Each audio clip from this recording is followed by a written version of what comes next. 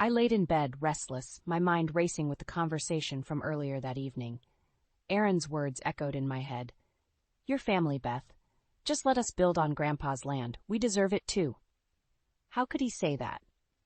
That land was sacred, meant for Grandpa's dream project, a community center where he could share his passion for woodworking with the neighborhood kids. It was his dying wish, and I intended to honor it. Aaron always had a way of making me feel guilty, like I owed him something. But this time it felt different, like he was taking advantage of our familial bond for his own selfish gain. I tossed and turned, replaying the scenario. What? That land was meant for Grandpa's dream project. I had protested, my voice trembling with disbelief. Aaron's words cut deep. "Come on, sis. We're not asking for much, just a small piece of that vast property. You know you can't handle all of it alone." Alone. The word stung. It had been 3 years since my husband passed, leaving me to manage Grandpa's carpentry business single-handedly. But I wasn't helpless, and I certainly didn't need Aaron's pity or his demands. Still, the nagging guilt persisted. Aaron was family, after all, and he had a point. The land was vast, and maintaining it was a constant struggle. Perhaps I could compromise, allocate a small portion for him to build on, while preserving the rest for Grandpa's vision. With a heavy sigh, I made my decision. I would hear Aaron out, but on my terms. Grandpa's dream would not be compromised, no matter what. A few days later, Aaron's wife, Ally, showed up at my doorstep, clutching a thick folder adorned with an architectural firm's logo. She barged in without so much as a greeting, her expression stern and unyielding. "Here are the blueprints," she announced, slamming the folder onto the kitchen table. "As you can see, we have everything planned out in meticulous detail." I opened the folder, my eyes widening at the elaborate designs. An entire mansion? But I thought we agreed on a modest house.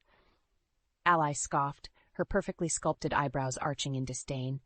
"Don't be ridiculous, Beth. We deserve a home that matches our status and success. This is non-negotiable." My throat tightened as I flipped through the pages, each one more extravagant than the last.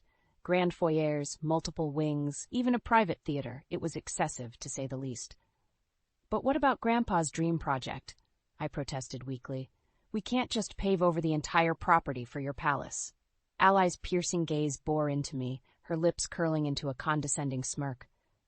"Oh, please, that silly little community center?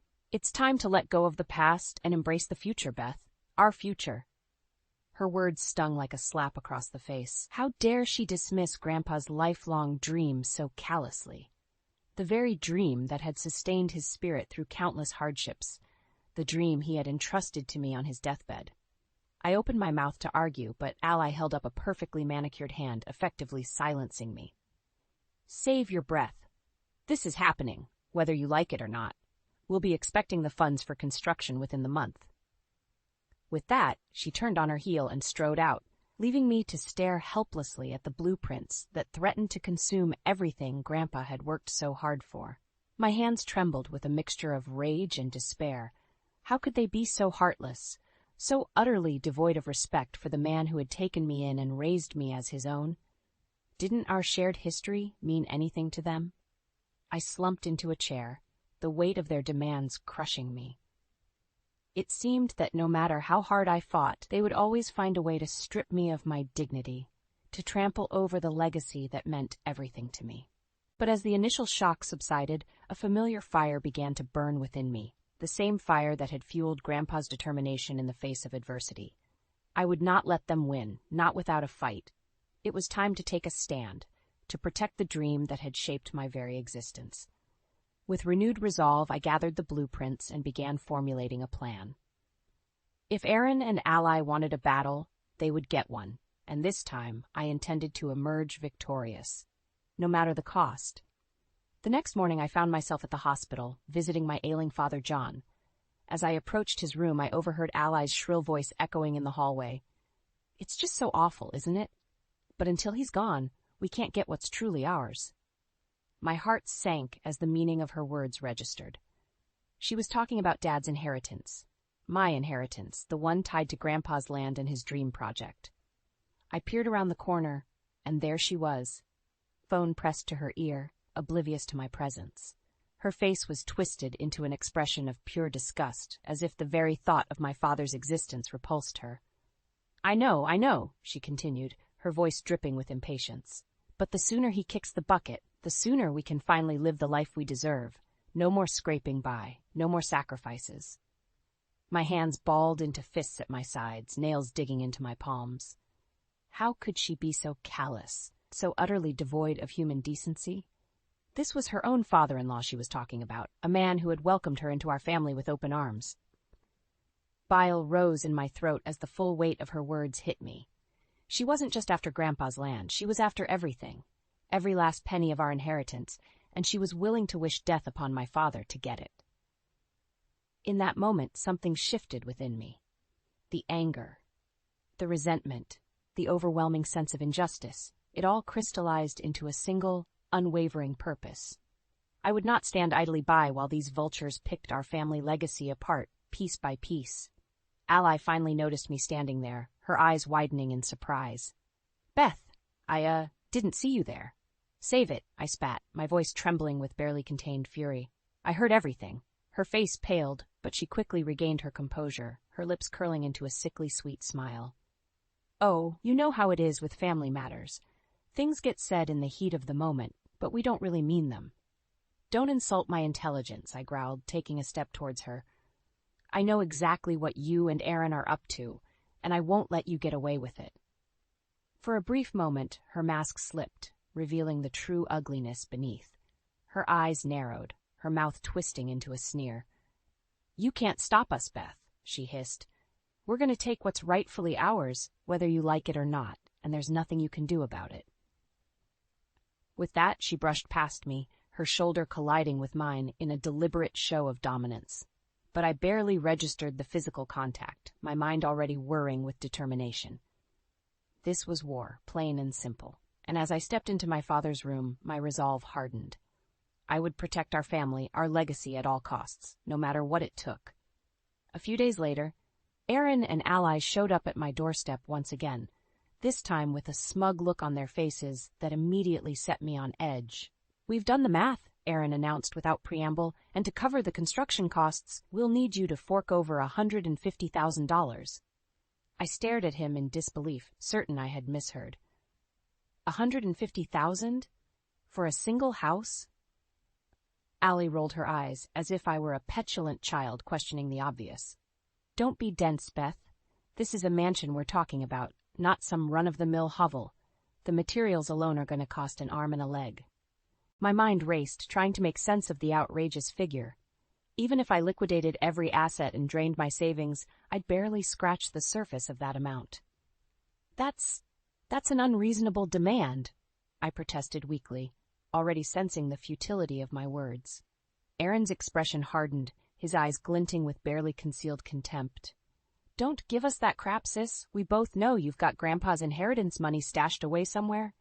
You owe us at least that much for agreeing to this whole thing.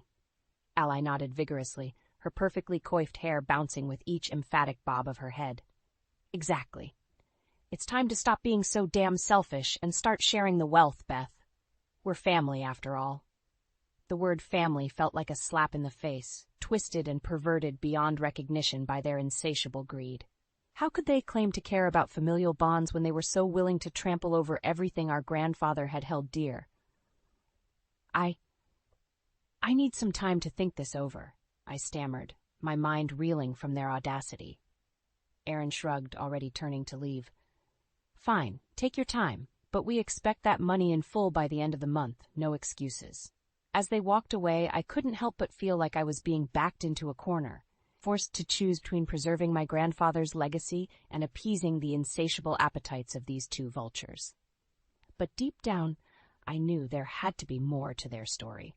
Some hidden agenda or ulterior motive driving their outrageous demands. They were playing a game, and I was determined to figure out the rules before it was too late. With trembling fingers, I transferred a lump sum of $20,000 into their account. A token gesture to buy myself some time. Then I made a call to an old friend of my grandfather's, a private investigator who owed him a favor. I need you to dig into Aaron and Ally's finances, I said, my voice steady and resolved. There's something they're not telling me, and I intend to find out what it is. This was just the beginning, I knew, but for the first time, I felt a glimmer of hope that I might be able to turn the tables and reclaim what was rightfully mine, and honor my grandfather's memory in the process. A week later, the private investigator I'd hired called me with some startling news about Aaron and Ally's finances. "Well, it's not looking good for them," he said without preamble. "Their business is deep in the red, and they've been defaulting on loan payments left and right." My heart sank as the pieces began to fall into place. So that's why they were demanding so much money from me. Exactly, he confirmed. And get this, they recently booked an extravagant vacation to the Bahamas, blowing through what little savings they had left. White-hot fury coursed through my veins as the full extent of their betrayal became clear. They had no intention of using my inheritance to build their dream home. They were simply trying to dig themselves out of a financial hole of their own making, all while living it up on a lavish tropical getaway. Those lying, manipulative snakes. I seethed, my hands balling into fists. They were playing me this whole time, trying to bleed me dry for their own selfish gains. The investigator let out a low whistle. "You got that right. And from the looks of it, they were planning to skip town after draining your accounts, leaving you high and dry." A sudden thought occurred to me, and I felt a rush of determination unlike anything I'd ever experienced before.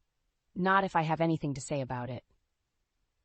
Without another word, I hung up the phone and immediately called my old friend Ron, a seasoned lawyer who had worked closely with my grandfather over the years. "Ron, I need your help," I said, laying out the entire sordid tale of Aaron and Ally's deceit. "They've been trying to swindle me out of my inheritance, and I want to make sure they pay for what they've done." There was a brief pause on the other end of the line before Ron spoke, his voice laced with grim resolve. "Say no more, Beth. We're going to make sure those two get what's coming to them, and protect your grandfather's legacy in the process." Over the next few days, we worked tirelessly, poring over legal documents and crafting an ironclad plan. By the time Aaron and Ally returned from their ill-gotten vacation, everything was in place. Their smug grins quickly faded when they saw the construction crews hard at work on the property, but not on the palatial mansion they had envisioned. "What the hell is this?" Aaron demanded, his face flushing with rage as he stormed over to where I stood, arms crossed defiantly. "This is your dream home, brother dear," I replied, unable to keep the satisfaction from creeping into my voice. "A brand new community center, just like Grandpa always wanted." As realization dawned on their faces, I felt a sense of vindication wash over me. The tables had finally turned, and this time I was the one holding all the cards. Aaron's face turned a deep shade of crimson as he lunged towards me, his hands balled into tight fists. "What the hell is this? This isn't what we agreed upon." I stood my ground, unflinching in the face of his rage. "On the contrary, brother dear, this is exactly what we agreed upon, or rather, what I agreed to." Ron stepped forward, brandishing a thick stack of documents. "The final signed contract is for the construction of a community center on this property. Beth owns the land outright, and she has every legal right to proceed with her grandfather's vision." Ally's shrill voice cut through the tension like a knife. "You can't do this. We had a deal." "A deal?" I scoffed, shaking my head in disbelief. "You mean the deal where you tried to swindle me out of my inheritance to fund your lavish lifestyle? The one where you wished for our own father's death just so you could get your grubby hands on his money?" Their faces drained of color as the truth hung in the air, laid bare for all to see. In that moment, they looked small, pathetic, the facade of their supposed success crumbling around them. "How did you—" Ally stammered, her voice trembling with fear. "I have my ways," I replied coolly, "and thanks to your little confession at the hospital, I have all the evidence I need to make sure you never see a single penny of our family's money." Aaron's eyes narrowed, his lips curling into a snarl. "You can't prove anything. It's your word against ours." With a flick of my wrist, I produced my phone and hit play, Ally's damning words filling the air like a noxious cloud. "It's awful, isn't it? But until he's gone, we can't get what's truly ours." Silence hung thick in the air as the recording ended, the weight of their betrayal crushing down upon them. Aaron's shoulders slumped in defeat, while Ally buried her face in her hands, her perfectly manicured nails doing little to hide her shame. "You're ruined," I said, my voice barely above a whisper. "Both of you. Your greed has cost you everything." As if on cue, a sleek black sedan pulled up, and two imposing figures emerged. Aaron's boss and a representative from the loan company they were in debt to. "Aaron Carter," the boss bellowed, his face twisted in disgust. "I've just been made aware of your extracurricular activities. Consider yourself fired, effective immediately." The loan representative stepped forward, brandishing a stack of papers. "And as for you, Mrs. Carter, we'll be initiating foreclosure proceedings on your home and assets to recoup the outstanding debts. You're both officially bankrupt." As they were led away, defeated and humiliated, I couldn't help but feel a sense of bittersweet triumph. They had brought this upon themselves, allowing their greed and selfishness to consume them until there was nothing left. And as for me, I had preserved my grandfather's legacy, ensuring that his dream would live on long after those who sought to destroy it were nothing but a distant memory. In the aftermath of Aaron and Ally's public humiliation, I felt a strange sense of calm wash over me. The storm had passed, and I had emerged victorious, but at what cost? As I sat alone in the silence of my grandfather's woodshop, running my fingers over the smooth, worn surface of his workbench, I couldn't help but wonder if he would have approved of the lengths I'd gone to protect his dream. A soft knock at the door pulled me from my reverie, and I turned to see Ron standing in the doorway, a somber expression on his face. "Beth," he said, stepping inside, "I know this hasn't been easy for you, but I think you did the right thing." I let out a weary sigh, my shoulders slumping under the weight of my conflicted emotions. Did I, though? I mean, I practically destroyed my own brother's life. What kind of person does that make me? Ron's brow furrowed as he considered my words. "A person who was willing to do whatever it took to preserve her family's legacy," he said finally. "Aaron and Ally brought this upon themselves with their greed and deceit. You simply leveled the playing field." His words rang true, but still, a part of me couldn't shake the nagging sense of guilt. These were people I had once loved and trusted, after all, family. As if sensing my inner turmoil, Ron reached into his briefcase and produced a small recording device. "I think you should hear this," he said, pressing play. Ally's voice filled the room, her tone dripping with disdain as she spat the words I had overheard at the hospital. "It's awful, isn't it? But until he's gone, we can't get what's truly ours."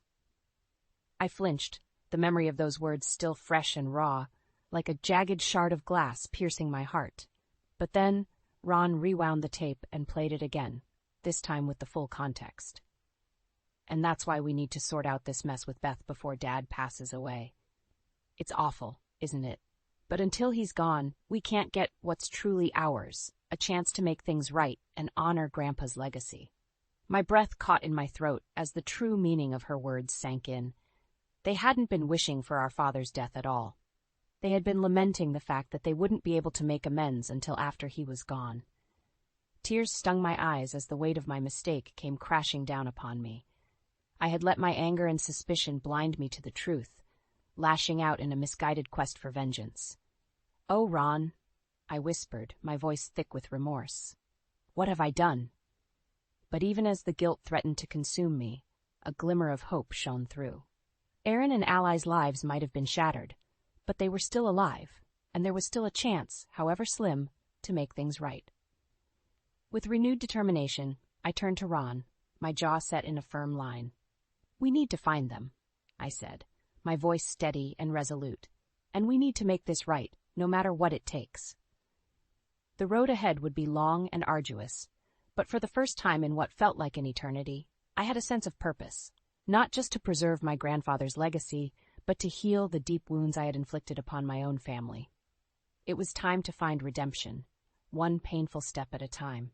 It took months of searching, but eventually, Ron and I managed to track down Aaron and Ally.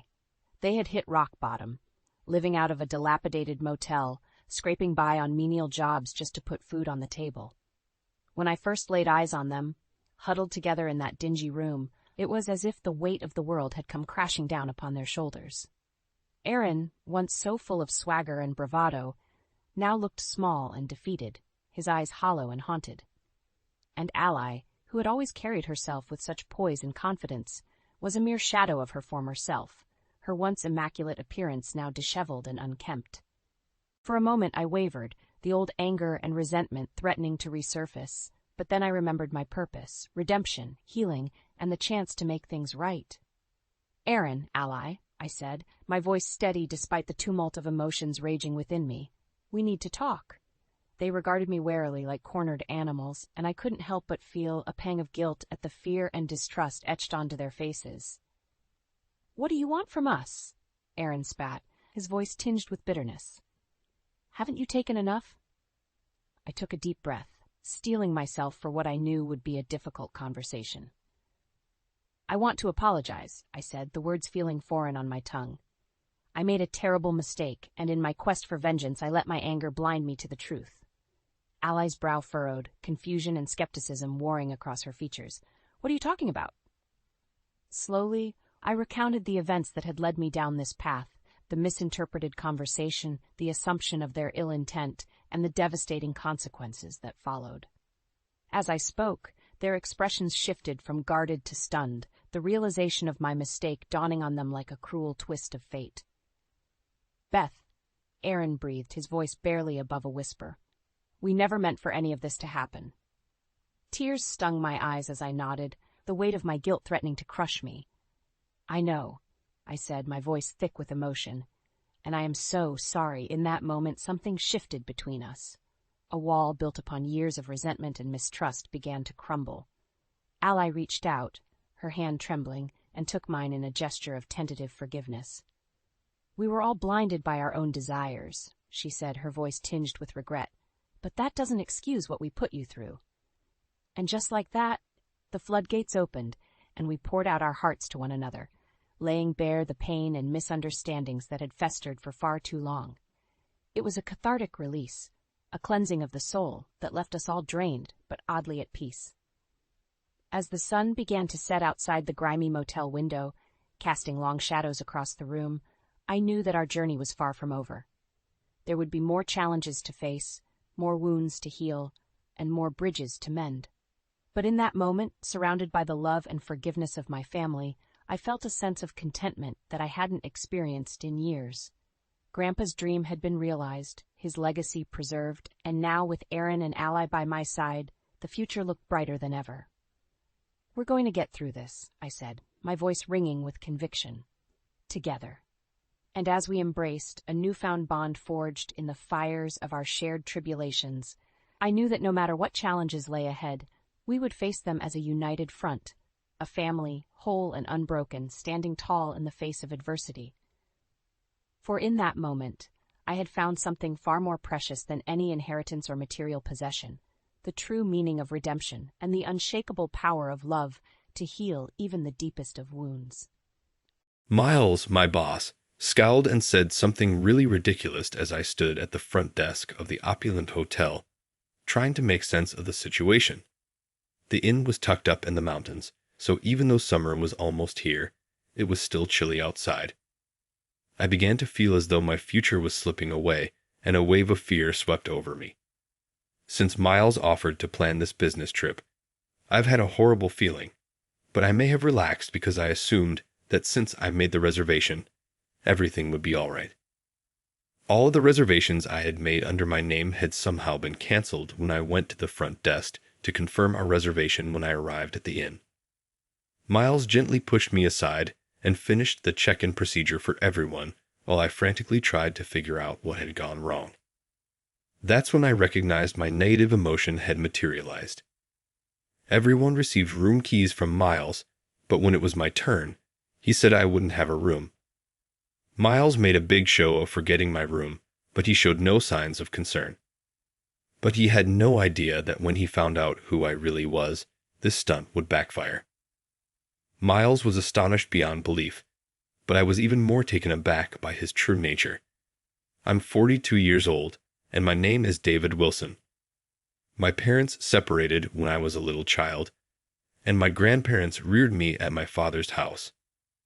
I never felt deprived, even though we relocated from the city to a rural location. I never quite fit in at my new school, though, and a lot of my students made fun of me for my unusual living arrangement. Nothing changed, not even in high school, and I had to skip school a lot because of people's critical looks.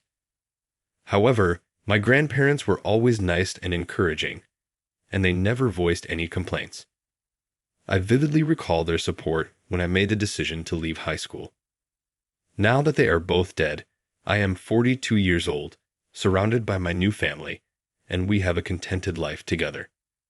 Naturally, I want to love my kids as much as my grandparents loved me. Whatever occurs, I will keep a loving and compassionate eye over them.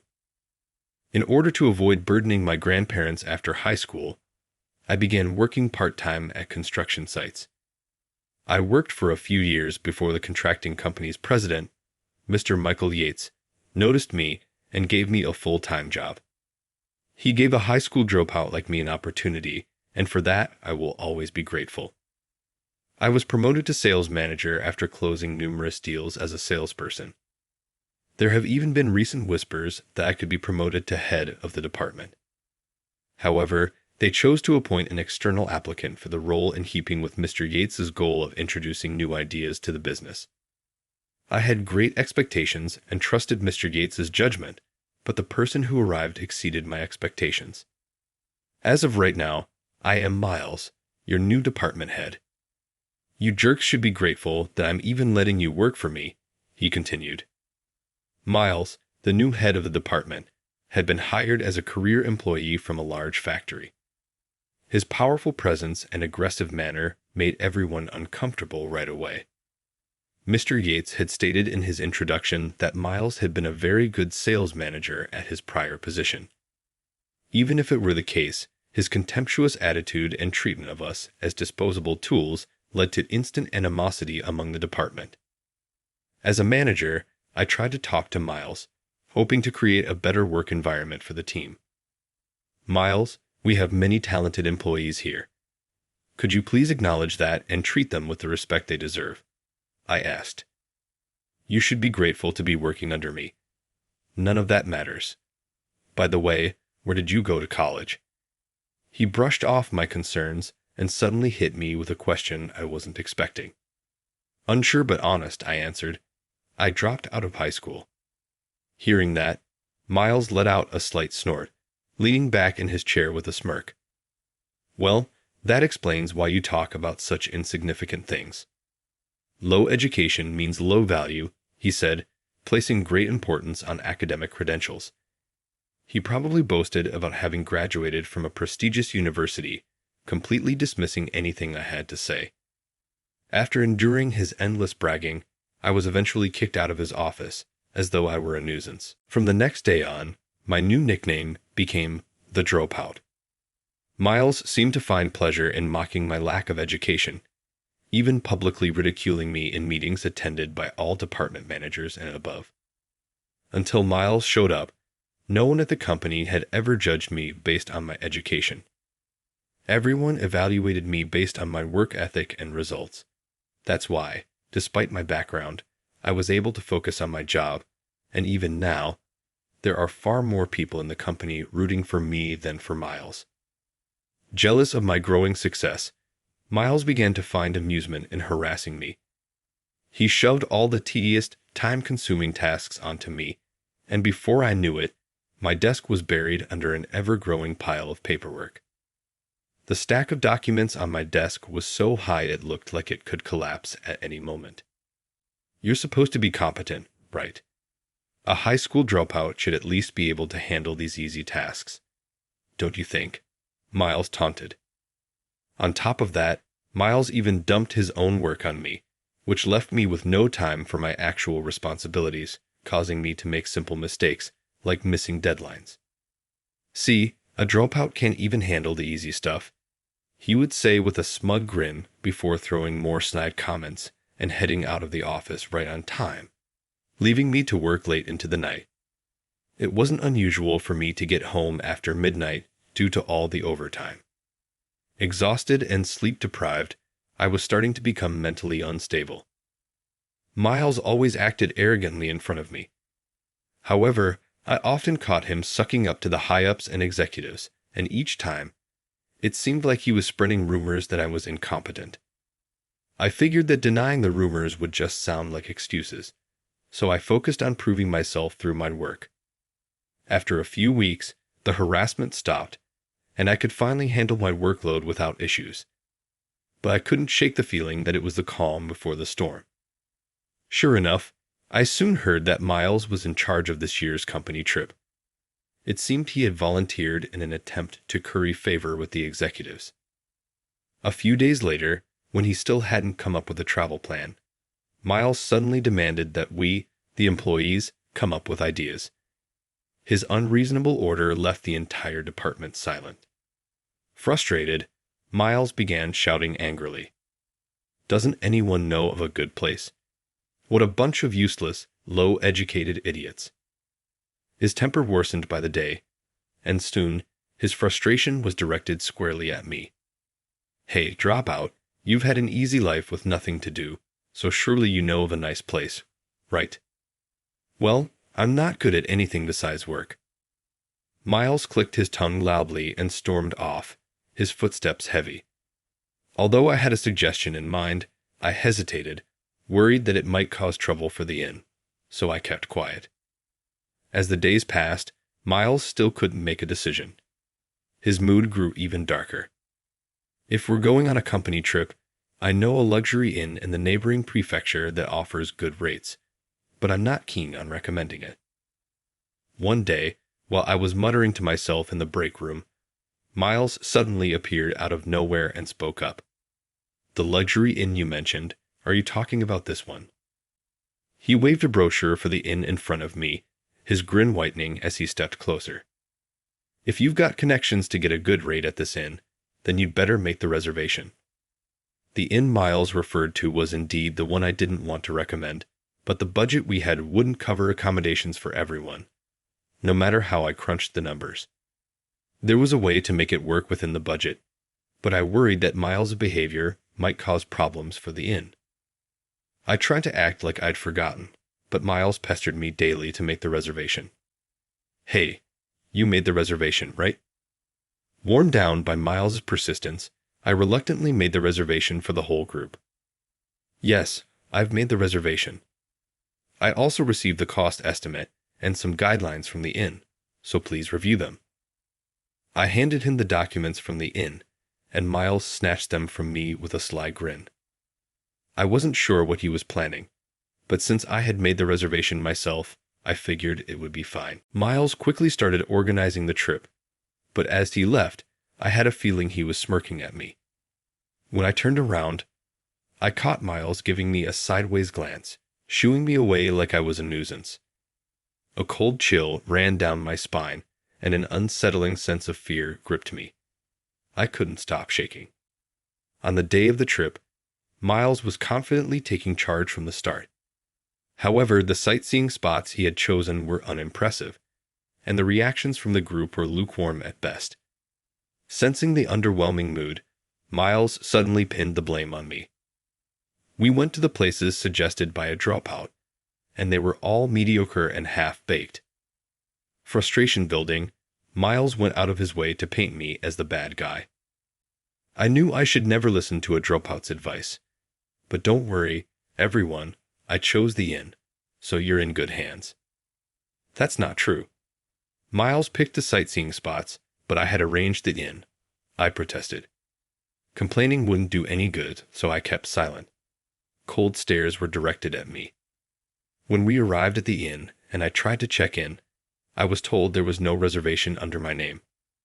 The receptionist, clearly flustered, double-checked the booking ledger, only to find that all the reservations I had made had been canceled. As I frantically kept asking for confirmation, Miles stepped in with a smug smile and shoved me aside. The reservation is under Miles. The receptionist, relieved that Miles's name was on the reservation, processed it, but something still felt off. Miles then began handing out room keys to everyone, but one key was missing. This isn't everyone, right? Where's my room? I asked, confused.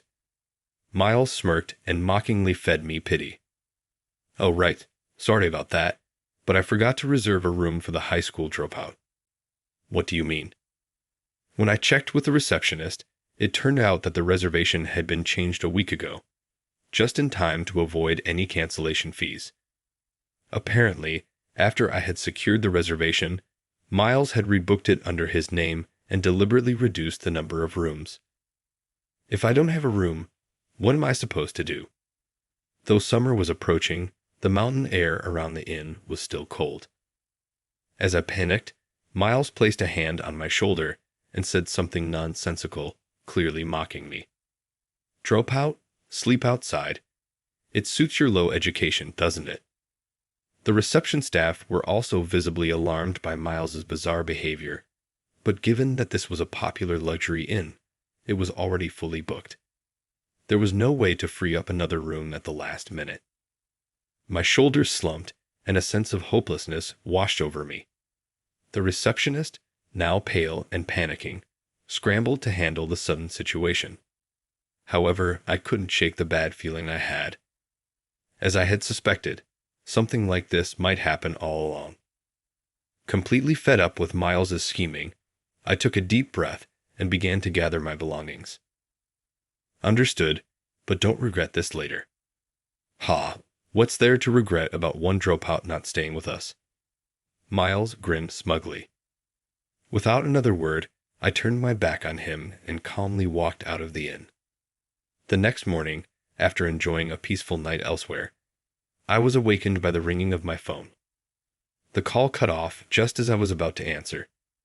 But when I checked my phone, I was shocked to see 100 missed calls from Miles.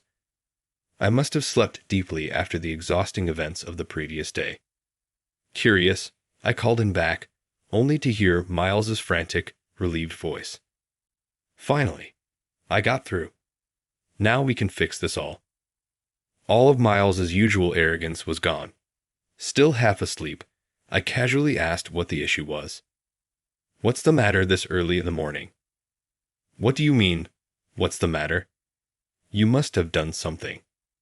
Take responsibility. Miles was furious, shouting accusations, but I remained calm. I told you yesterday not to regret it.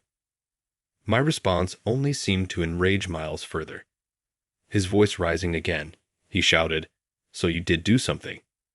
You've ruined my perfect plan. What are you going to do about it?"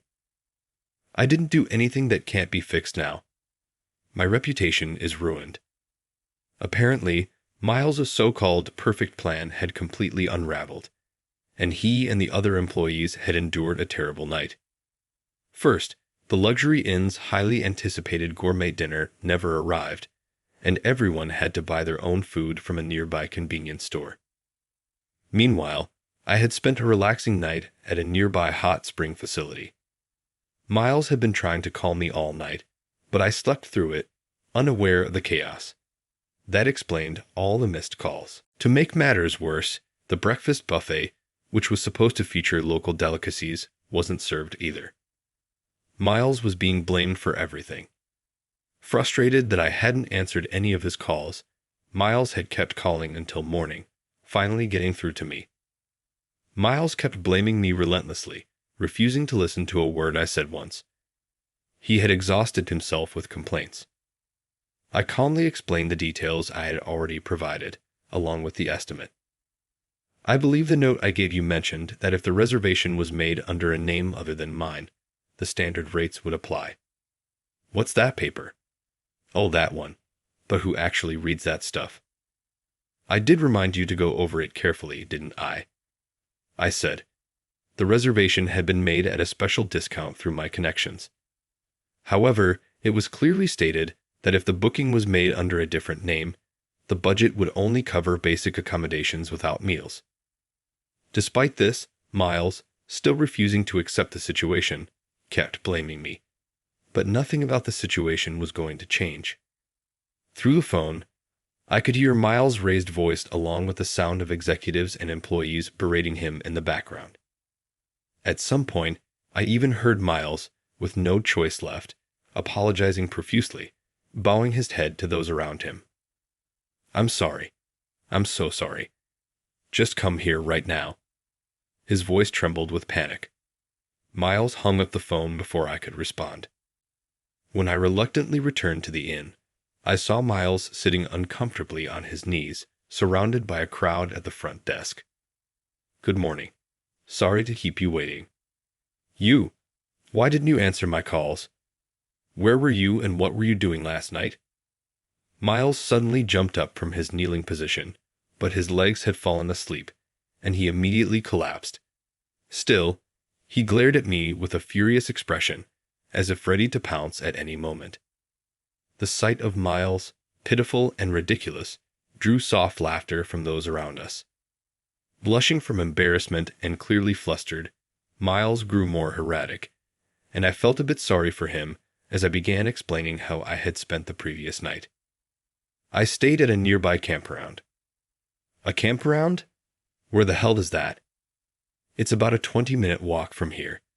There's a hot spring nearby, and you can rent camping gear, so you don't need to bring anything." Intrigued by the unexpected answer, some of the employees gathered around me, and the conversation shifted to the campground, creating a bit of excitement. But Miles wasn't having it. "That's not the point. Why wasn't there any food served? You must have sabotaged everything out of jealousy because I'm more educated than you." Miles's angry shouts echoed through the lobby. Just then, the inn's manager, dressed impeccably in a suit, approached with a look of exasperation on her face. "I'm Emma, the owner of this inn." "Miles, was it? You can't speak like that to the owner of the inn." Miles was dumbfounded by her words. With a sigh, Emma stepped aside, allowing me to speak. "I am the owner of this inn." "What? How? What are you talking about? This makes no sense." Still yelling angrily, Miles refused to listen as usual. I had had enough. Emma snapped at him. "Miles, we clearly informed you when you rebooked the reservation. We told you that with your budget, it would only cover accommodations without meals. You agreed to that." Miles, now pale and sweating profusely, muttered excuses while looking down at the floor. "I'd remember something being said during the booking, but I didn't really understand it, so this isn't my fault.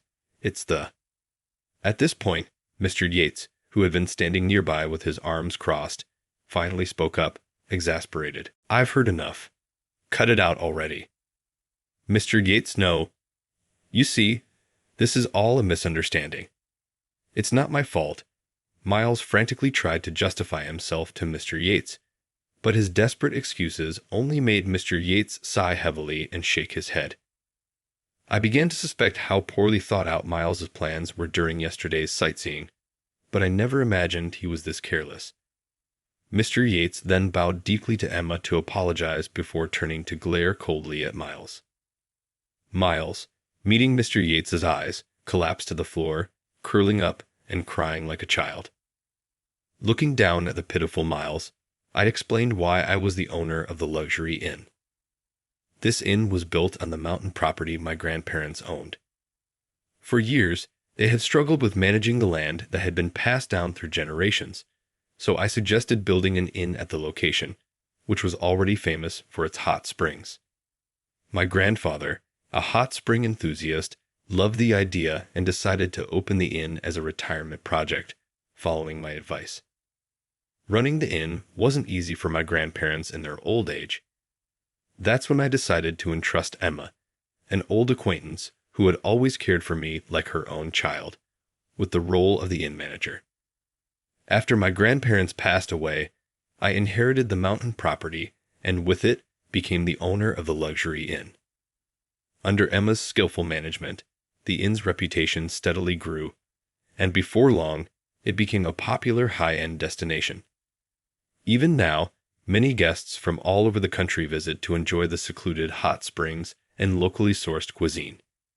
It's become so popular that reservations are notoriously difficult to secure. By the way, the campground I mentioned earlier was something my grandfather started as a hobby. Growing up with the mountains as my playground, I would often escape to the campground whenever I had free time to enjoy some peace and solitude. Of course, the management is handled by acquaintances, so I don't have to get involved directly. I had only thought of the campsite as a backup plan, but I never imagined I'd actually be left out and have to use it. Despite repeatedly telling Miles to review the terms, he ignored them and dragged everyone into this mess. There was nothing left to say when Miles finally realized that I was the owner of the inn. His jaw dropped in shock, eyes wide as he stared at me. After a few seconds of stunned silence, Miles' expression shifted and suddenly he lashed out at me. "This is all your fault. Everyone's upset, so you should fix this. Stop making it sound like I'm the only one to blame." His irrational outburst made everyone around him sigh heavily. Emma, clearly irritated, shot Miles an icy glare and spoke sharply. "You were the one who changed the reservation, weren't you? We were willing to give you a discount as a favor to Mr. Wilson here. I'm his boss, and we're not going to go out of our way to treat someone who disrespects Mr. Wilson with kindness."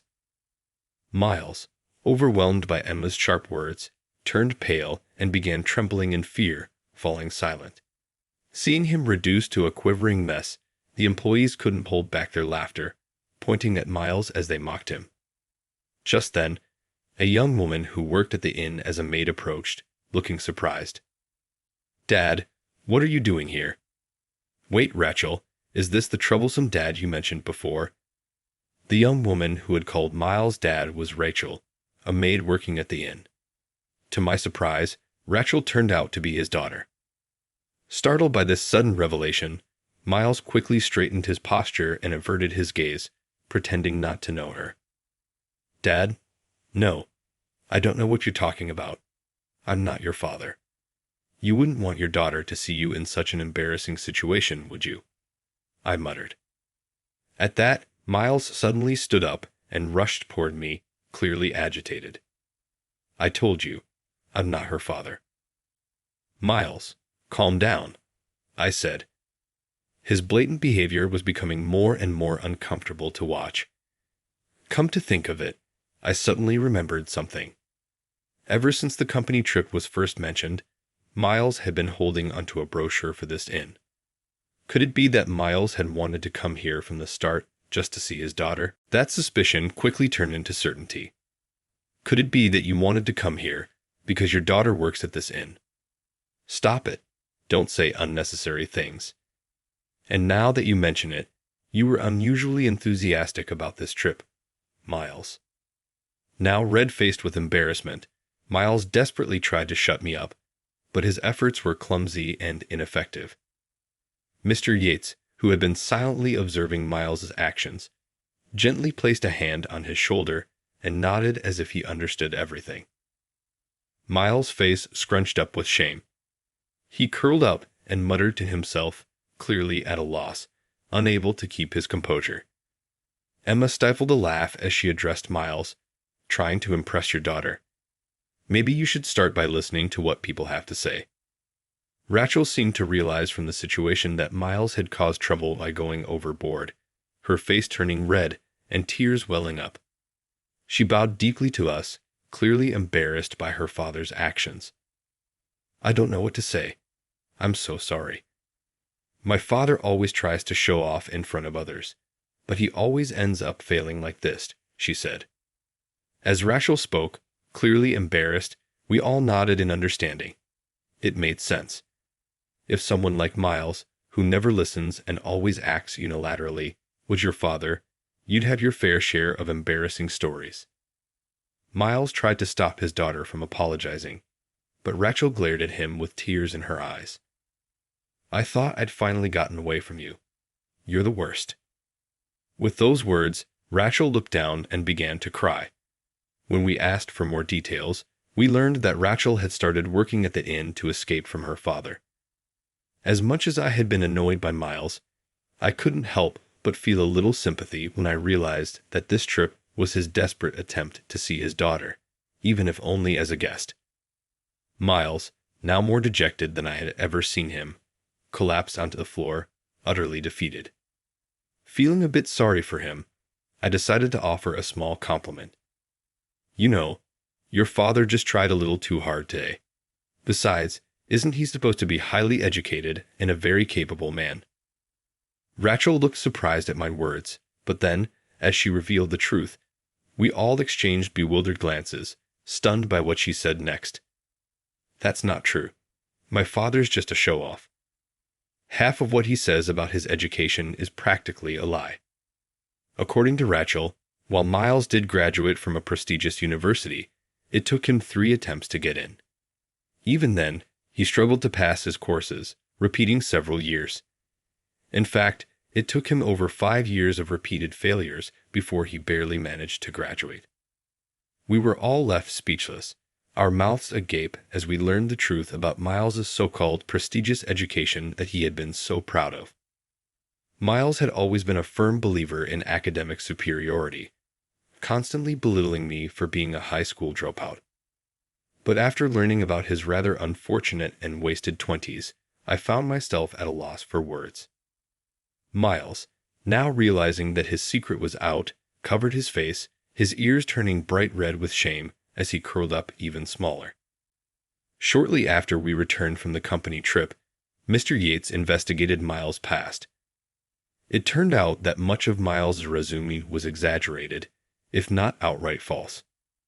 At his previous company, Miles had also championed academic superiority, but in reality, he had advanced by taking credit for others' achievements and presenting them as his own. He repeated this pattern at every job.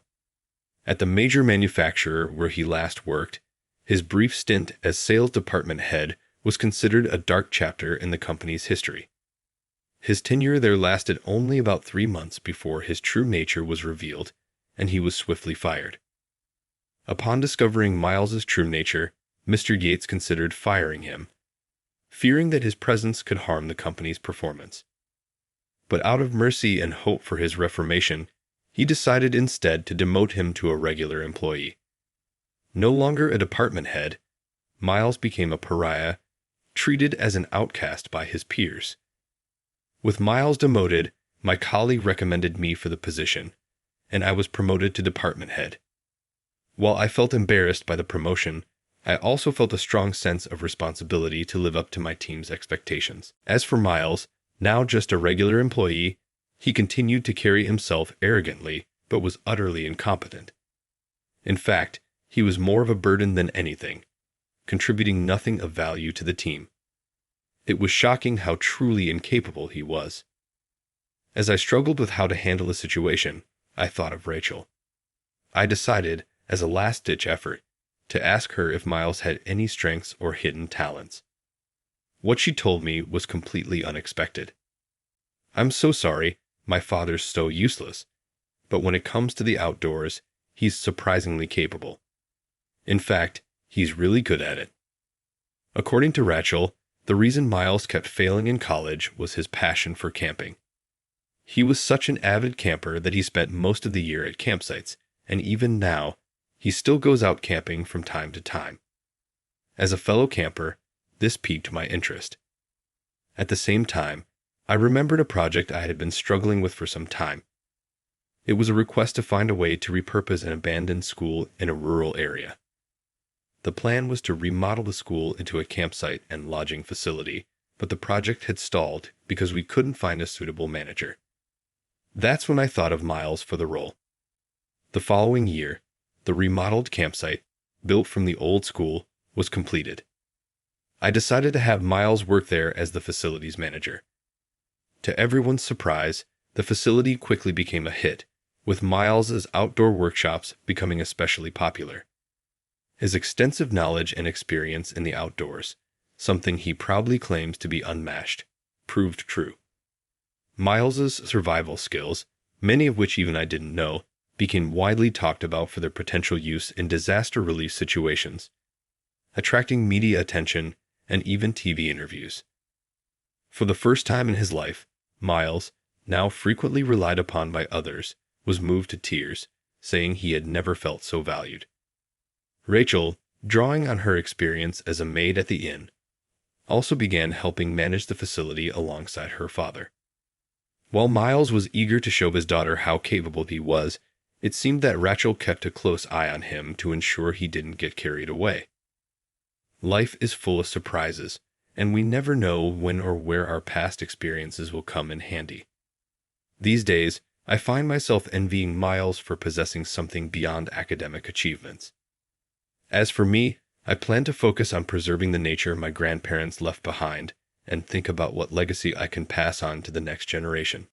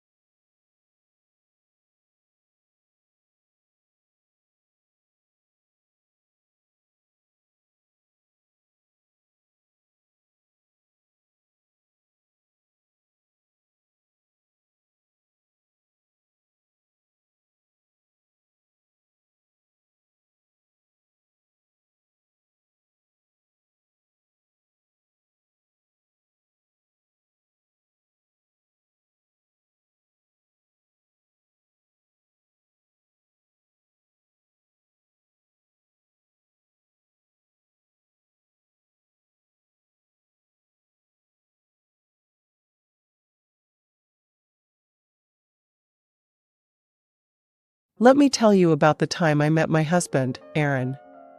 It was a regular Tuesday, and I was working at Marigold Fine China and Ceramics, surrounded by fancy dishes and glasses that cost more than my rent. The bell above the door jingled, and in walked a guy who seemed pretty out of place with his casual jeans and a t-shirt that looked like he might have worn it to a concert or something. "Hey, need a hand finding something?" I asked, tucking a strand of hair behind my ear as I approached him. He turned around, and yeah, he was kinda cute, not that I was looking. Yeah, thanks. It's my mom's birthday, and she's big on teapots and all that. I don't know where to start. I showed him around, pointing out some of our best sellers and the finer pieces that would make his wallet cry. He chuckled at my straightforwardness. "So, you're telling me that little pot is worth $1,000?" he asked, eyebrow raised as he picked up a delicate teapot painted with roses. "Believe it or not, yeah. It's hand-painted, limited edition," I explained, watching him carefully replace it. We spent a good half-hour chatting as we walked through the aisles. He had a good sense of humor, making jokes about how a single plate cost more than his weekly groceries. "I'm Aaron, by the way," he said, extending his hand. "Elise," I replied, shaking his hand. "So, Aaron, picked any favorites yet?" He nodded towards a set with gold trim and a subtle floral pattern. "That one. It's beautiful, and I think my mom would love it." "Does it come with a don't break me guarantee?" I laughed, shaking my head. "Afraid not. But it does come with a pretty fancy box." While I wrapped up his purchase, he glanced at his phone, then looked up at me. "Hey, this might sound weird, but can I have your number? You've been really helpful, and, I don't know, maybe I could get your advice on something else?" "Like what? More teapots?" I joked, handing him his bag. "Or maybe just a cup of coffee," he countered with a smile. I wrote down my number, still thinking he was just being polite. Guys like him didn't really go for girls like me, ones who spent their days selling overpriced china to people who had too much money. But the next morning, he called. The coffee date with Aaron wasn't just coffee. Turned out, the guy had a knack for making me laugh, and before we knew it, we were grabbing dinner instead of just a caffeine fix. "So, Elise, tell me something. How does someone with a no-bullshit attitude end up selling fancy plates to rich folks?" Aaron asked as he sipped his coffee, watching me over the rim of his cup. I shrugged, poking at my salad. "Gotta pay the bills somehow. Plus, it's kind of fun watching people freak out over which set of plates will impress their snooty friends more." He laughed, that hearty kind of laugh that made you want to join in. "Fair enough. You're pretty down to earth. I like that." The conversation flowed as easily as the coffee. We talked about everything, movies, books, our crazy families. He shared stories about his job as an architect, and I told him about my dreams of maybe opening a little cafe someday. "Wait, you cook?" he asked, eyebrows raised. "More like I bake. Cupcakes, pies, you name it. My grandma taught me," I confessed. "Damn, a baker and a plate expert? That's some combo." It felt good, you know? Being with someone who got my kind of humor and didn't expect me to be anything but myself. We started seeing each other more and more after that night, movies, walks in the park, the occasional concert when we felt like splurging. One evening, a few months in, we were at his place, a modest but cozy apartment he'd designed himself. We were on the couch, a movie forgotten on the TV as we talked about our days. Today was nuts. This lady spent an hour deciding between two identical teapots. I mean, they were literally the same, Aaron. How does that even happen? I vented, still amused by the absurdity of it. He grinned, pulling me closer. Maybe she was just trying to make a perfect choice. Kind of like how I feel with you. That caught me off guard, and I looked up at him, trying to figure out if he was joking. But he was serious. What do you mean? I mean, every day with you feels like I'm making the right choice. No second guessing, no regrets. It's easy with you, Elise. It wasn't just the words, but the way he said them, like it was the simplest truth in his world. That night, we kissed for the first time, right there on that couch, and it felt like everything just clicked. Months flew by, and soon a year had passed. Aaron and I were inseparable, and I knew I was falling hard. It was on our first anniversary that he surprised me. We went back to the same coffee shop where we'd had our first date. Elise, I've got something for you, he said, handing me a small, beautifully wrapped box. Inside was a key. I looked up at him, puzzled. It's a key to my apartment. I want you to move in, if you're up for it, he explained, his eyes searching mine for any hint of hesitation. I didn't need to think twice. Yes, I'd love to. And just like that, we started a new chapter together. Life with Aaron was as natural as breathing. He never made me feel like just a girlfriend. I was his partner, his equal. We had our moments, sure, like any couple. But even when we argued, it was never long before one of us was cracking a joke, breaking the tension. He loved my baking, always praising even my most disastrous attempts. Elise, you could burn water, and I'd still eat it, he'd tease, and I'd throw a dish towel at him, laughing. That's how it was with us. No pretenses, no drama, just two people who got each other, building a life together one day at a time. When Aaron proposed, it was simple, no big dramatic gesture, just us on the couch with a ring and him saying, "So, you want to make this official or what?" I laughed and said yes, 100 times yes. The wedding planning flew by, thanks mostly to his mom, Judy, who was a saint. She helped me pick out the dress, the flowers, everything. Aaron's dad, Mike, was seriously ill with cancer, but he was hell-bent on being there. "Wouldn't miss seeing you in that dress for the world," he joked with a wink that made me blush and laugh. The big day was a blur of smiles and tears. Mike, pale but smiling, managed to make it. Every moment felt like something out of a dream, except for Aaron's sister, Claire. She was there, all right, dressed to the nines, and looking like she'd rather be anywhere else. During the reception, I caught her eye, and she just rolled hers, whispering something to her husband who looked just as uncomfortable. It stung, but I wasn't about to let her ruin my day.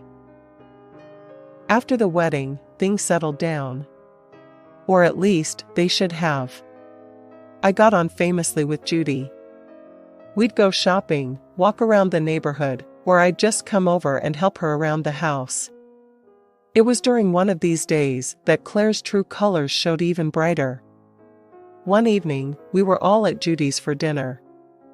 The house smelled like roast beef and the laughter was plenty, except from Claire, who seemed to have her nose turned up at everything. "Elise, dear, can you pass the salt?" Judy asked, her smile warm. As I reached over, Claire muttered loud enough for just me to hear, "Still playing the doting daughter-in-law? Trying to butter her up for the will, are you?" I paused, my hand mid-air, then passed the salt to Judy.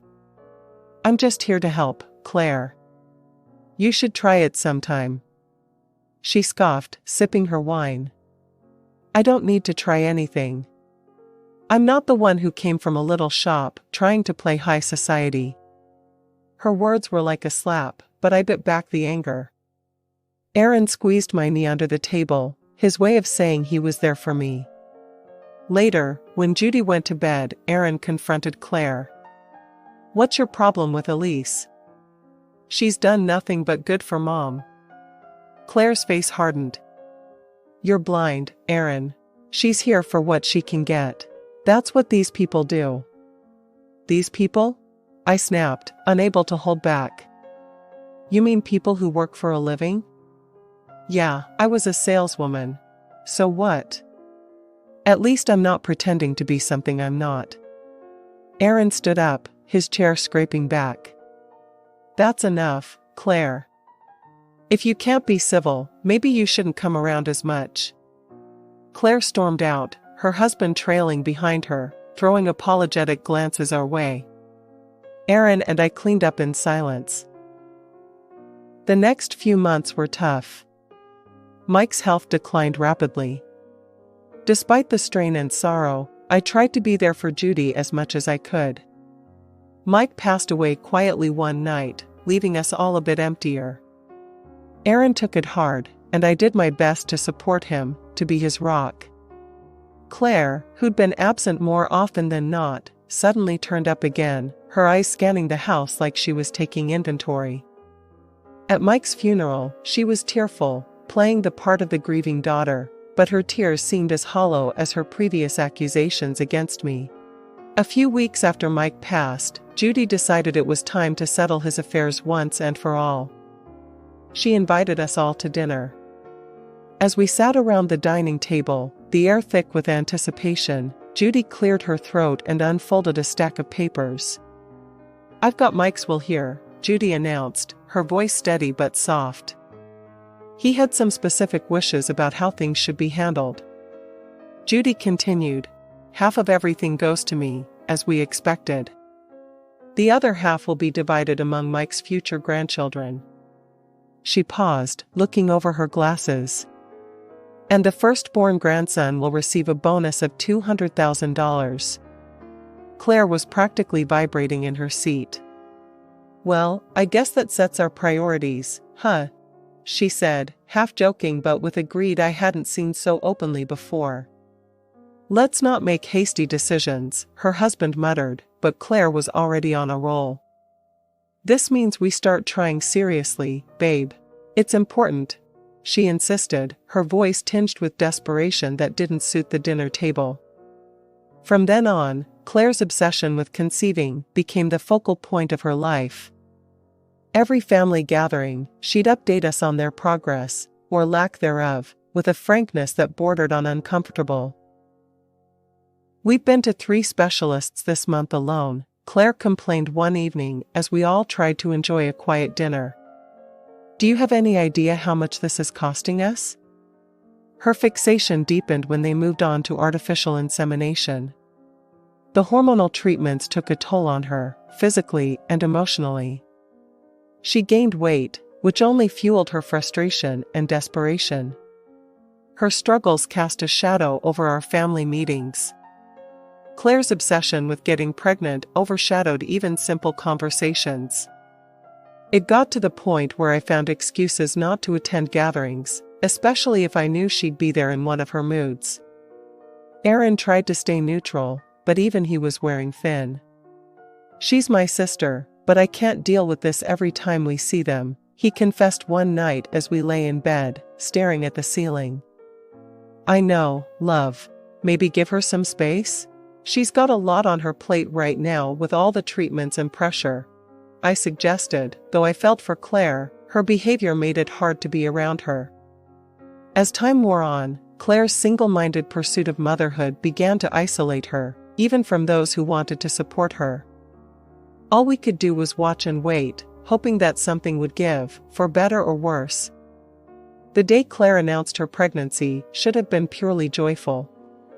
"I'm pregnant," she declared during a family brunch, her eyes scanning the table for our reactions. Aaron and I offered our genuine congratulations.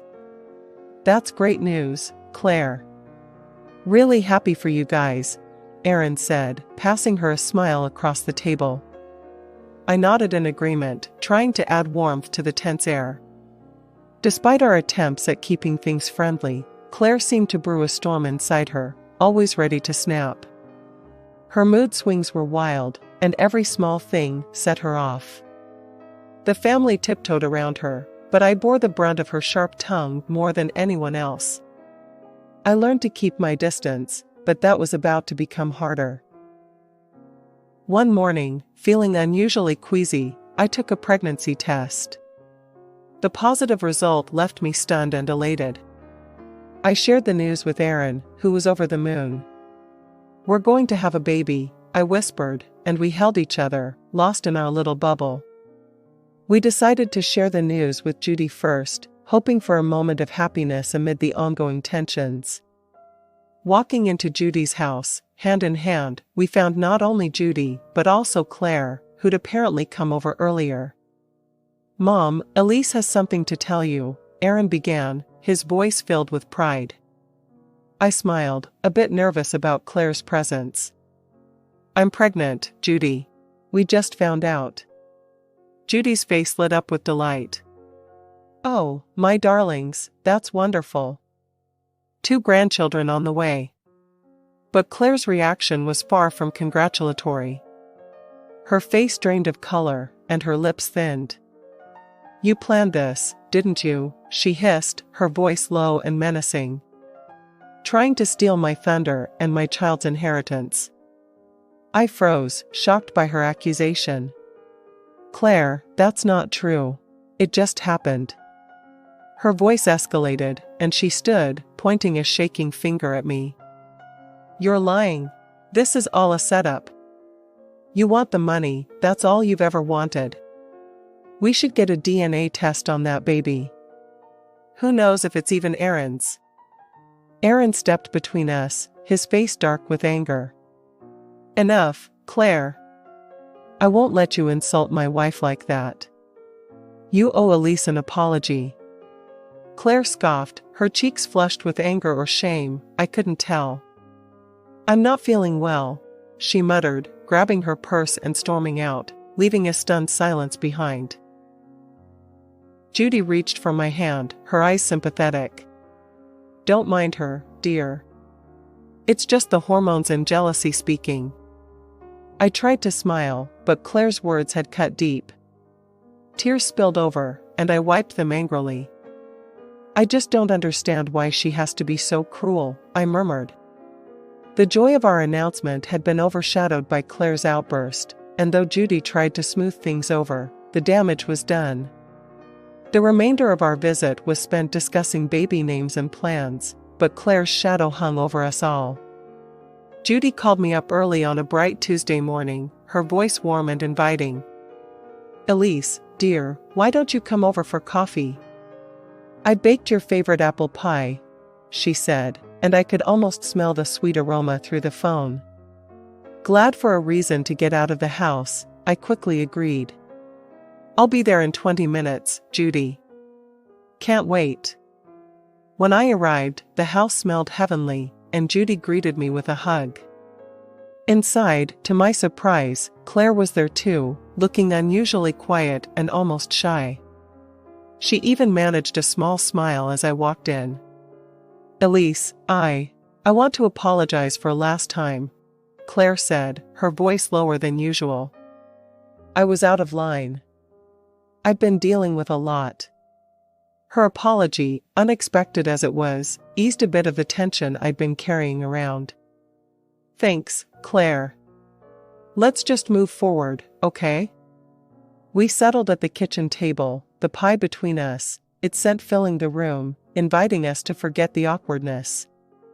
Judy poured the coffee, and we started to chat about light, inconsequential things, Judy's garden, the weather, the little one on the way. Halfway through our second slice of pie, a headache began to pound at my temples, a common annoyance during my pregnancy. I must have winced, because Judy immediately noticed. "You okay, dear? You look a bit pale." "Just a headache, nothing new these days," I replied, trying to brush it off with a smile. "Oh, I have just the thing," Judy said, rising from her seat. "I have some headache medicine that's safe for pregnancy." "Claire, honey, could you fetch it?" "It's in the medicine cabinet." Claire nodded and left to retrieve it, returning moments later with a pill and a glass of water. "Here you go, Elise. This should help." I thanked her, swallowing the pill without a second thought, trusting Judy to know what was safe. But as I took the glass back to the kitchen to rinse it out, my eyes caught on something in the trash that sent a cold shiver down my spine. Among the usual rubbish, a discarded medicine package stood out, its label stark against the banana peels and coffee grounds. It was a chemotherapy drug, one that I instantly recognized from the time we had helped Mike through his treatments. Panic seized me as I remembered the clear warnings about its effects on pregnancy. Dropping the glass in the sink, I grabbed my phone and dialed 911. The operator picked up immediately, and I quickly explained what had happened. "Ma'am, you need to try to purge that from your system immediately. Drink water and try to induce vomiting," the dispatcher instructed urgently. I turned the tap on full blast, gulping down glass after glass of water before kneeling in front of the toilet. As I forced myself to vomit, tears mixed with fear and betrayal stung my eyes. What was going on? How had this happened? My head was spinning, not just from the physical effort, but from the shock and betrayal I felt swirling inside me. When I finally managed to stagger out of the bathroom, the sight of Judy and Claire standing there, pale and confused, only intensified my feelings of unease. "What on earth is going on, Elise?" Judy's voice was filled with worry. Claire, on the other hand, looked like she was seeing a ghost, her face drained of all color. "I found something in the trash," I managed to say between gasps. It was Mike's chemotherapy drugs." "Claire, did you give me those?" Before Claire could respond, I heard sirens outside. The EMTs burst through the door, their presence a small comfort in the chaos. As they started to check on me, I dialed Aaron's number with trembling fingers. "Aaron, I need you here," I choked out as soon as he answered. He was at my side within minutes, his face etched with concern. "What happened?" he demanded, looking from me to his sister and mother. I think Claire gave me something dangerous. Not just a headache pill. I found the chemo meds in the trash right after taking what she gave me," I explained hurriedly. Claire's reaction was immediate and defensive. "You're being dramatic, Elise. I just gave you what Mom told me to. Why would I do something to hurt you?"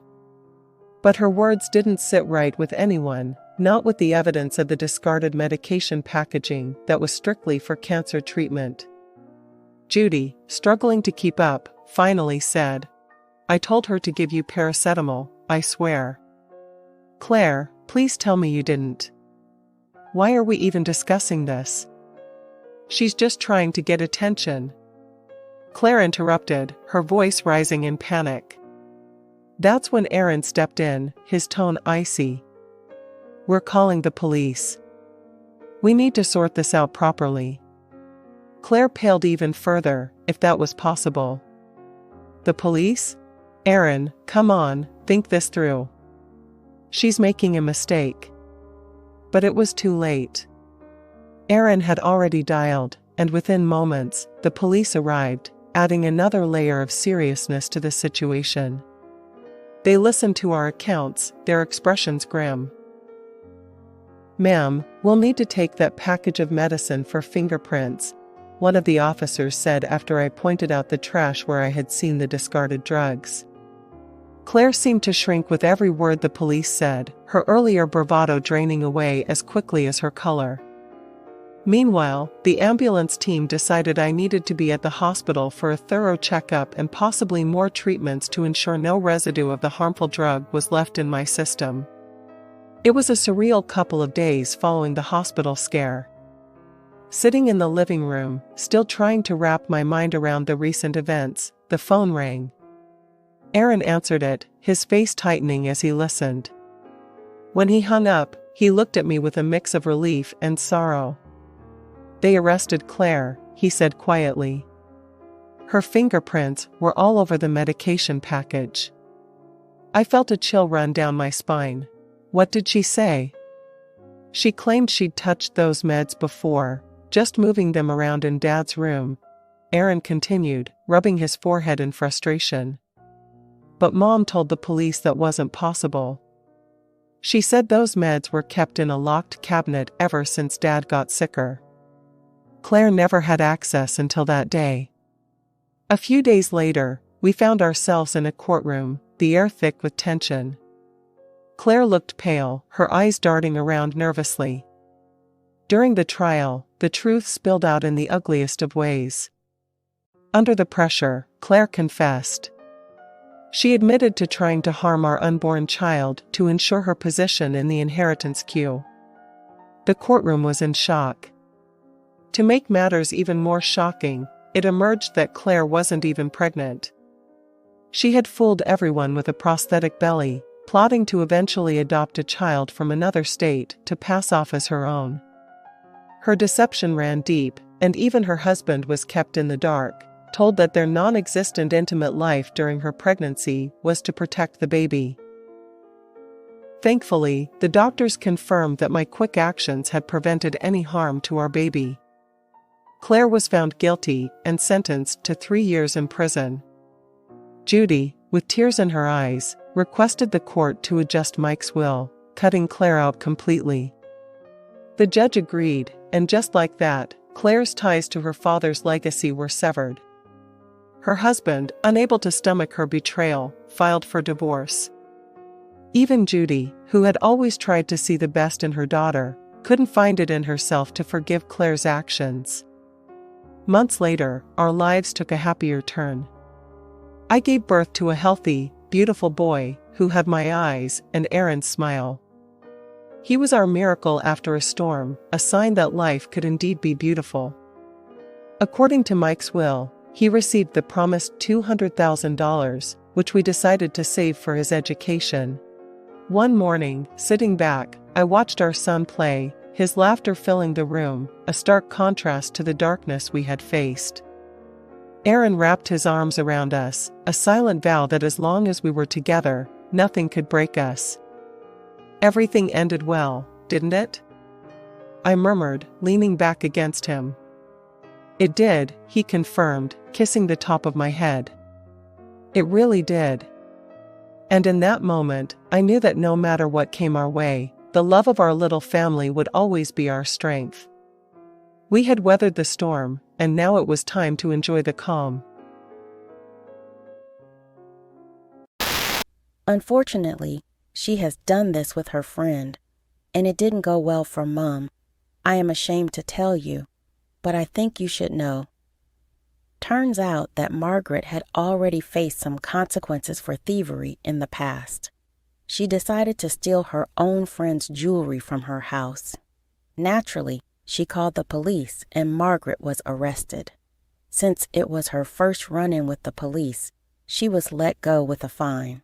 Her record, however, still held a robbery charge.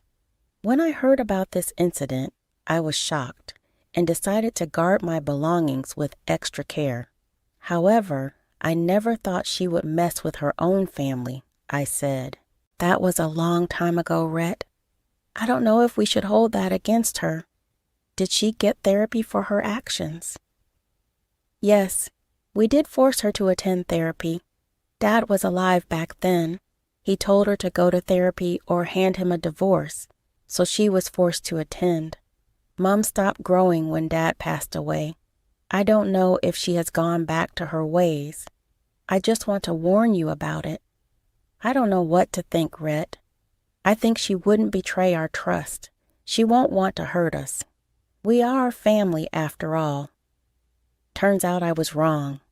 When Abigail got engaged, Margaret promised to gift her some jewelry for her big day. Abigail was super happy and thanked her profusely. I had some doubts in my head.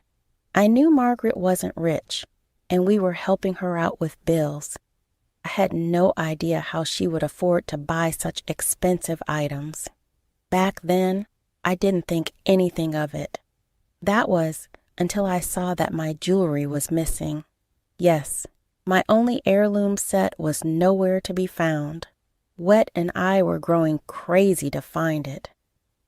I cried for days because I couldn't accept the fact that it was gone. I blamed myself for losing it and had been miserable for a while.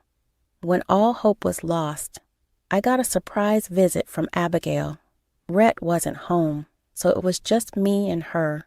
She said, "Teresa Rhett has been telling me that you lost your heirloom jewelry, Is it true? Yes, Abigail. I can't believe I have been so careless.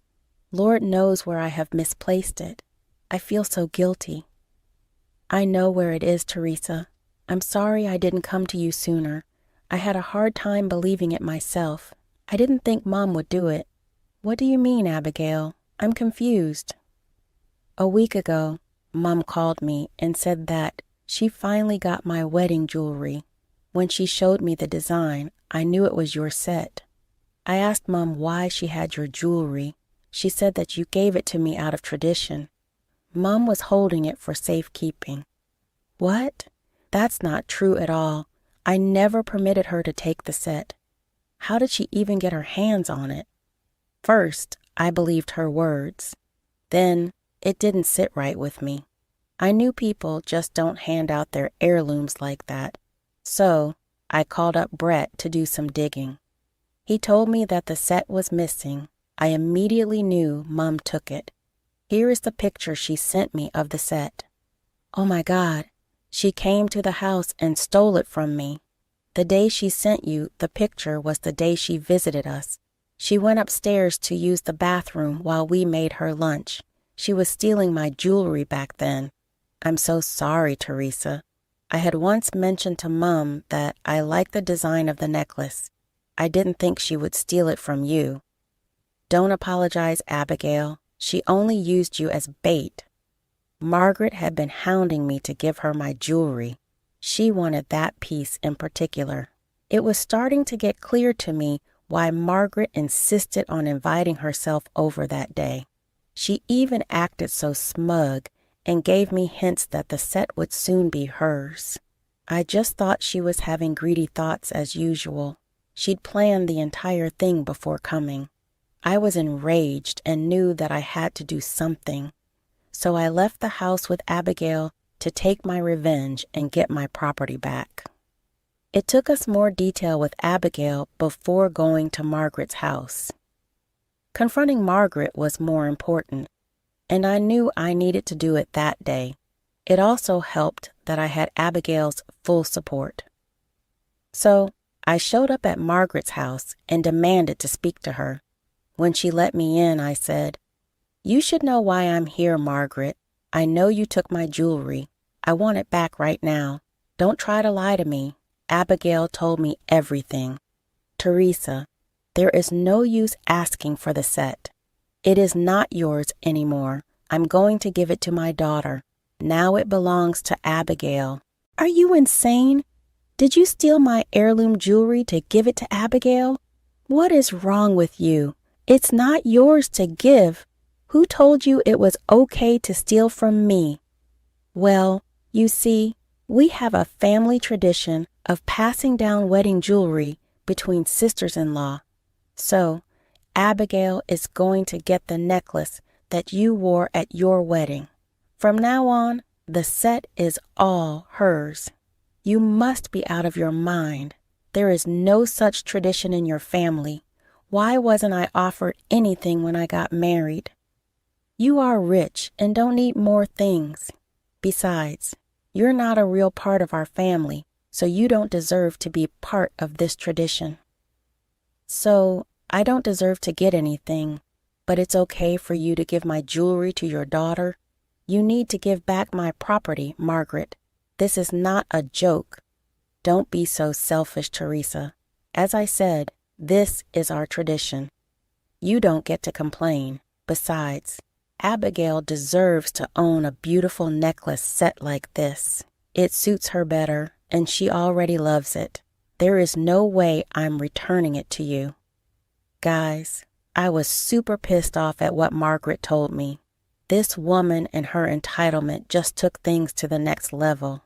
Never in my life did I imagine her doing something like this. I trusted her, and she repaid me by stealing my heirloom jewelry. She even dared to give her daughter stolen jewelry and take all the credits. All of this was because she didn't want to spend money on a gift. Margaret looked pretty smug and very pleased with herself. However, she had no idea what was coming her way. While I was very angry at her and scared for my jewelry set, I resorted to becoming calm. I looked her dead in the eye and said, "Well, if you don't want to return my jewelry, you can't blame me for what happens next." "What do you mean?" she asked, her tone challenging. "Threatening me? I'm not scared of you and your empty threats," she retorted. "Told me a great story about the amazing tradition in your family," I continued calmly. "Let me tell you about my family tradition. Since my family had this heirloom set for a long time, there is a tradition we follow. By tradition, we have this piece completely insured. In case someone steals it, we go straight to the police to file a report for theft." "What are you trying to say? Surely, no, you didn't file a report against me," she exclaimed. "I am not joking, Margaret. Like you, I take my family tradition very seriously. So I made a police report before coming here. Abigail even went with me and provided all the proof of your theft. The police will be here soon." "Actually, no.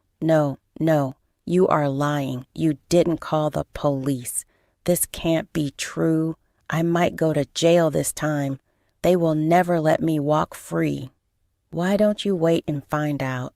Let's see if I'm speaking the truth," I replied calmly. At that point, we could see cop cars coming from the corner of the street. As soon as Margaret saw them, she ran out from the back door into the alley behind us. I had no idea where she went. When the police arrived, she was nowhere to be found. I explained the situation to them, and they promised to search the house for my missing jewelry. So I left the house and returned home. I had no idea when Margaret would be back. Back in my house, I told Rhett everything that had happened. He was appalled at his mother's behavior. Even Abigail called and showed him all of the proof. Rhett said, "Oh my gosh, Teresa, I had no idea my mom would do something like this. This is ridiculous. I'm truly ashamed on her behalf. I tried talking to her about returning my jewelry. She hid it somewhere and told me that she wouldn't give it back. You know how sentimental the piece is to me, so I went to the police," I explained. "I understand, Teresa. I would have done the same if I were you. It's just all a shock to me. I need some time to process it," Rhett responded. "Don't worry. I won't help out Mom in any way. She doesn't deserve that," he concluded. Margaret went missing for a while. For days, the police tried to find her, but they were out of their wits. We went back to the house with the police and found the necklace in a secret box. Since Rhett had a spare key and permission to enter, we were able to legally enter Margaret's house without her presence. However, I decided not to drop the charges just yet. I wanted her to suffer a little more. After about 2 weeks, Margaret called Rhett from an unknown number. When Rhett picked up, she was sobbing. Rhett put me on speaker, so I heard everything. "Rhett, it's me, your mother. Your wife has sent the cops after me. I'm scared, so I am on the run. Please help me come home," Margaret pleaded. "Mom, you stole and gave away my wife's property. Of course, she would file a police report against you. If you're so scared of the police, why did you steal from Teresa? How could you betray our trust like that?" Rhett responded firmly. "I really wanted Abigail to have something nice. I cannot afford to give her jewelry. Teresa has enough already. She doesn't need so many things. Abigail deserves to have something nice, Mom," Margaret continued. "Don't pull Abigail into this. You wanted the jewelry for yourself. You have been hounding Teresa to give you the set."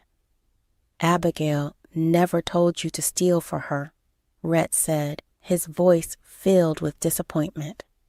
"Please, Rhett, I understand I made a mistake, but Teresa is out to get me."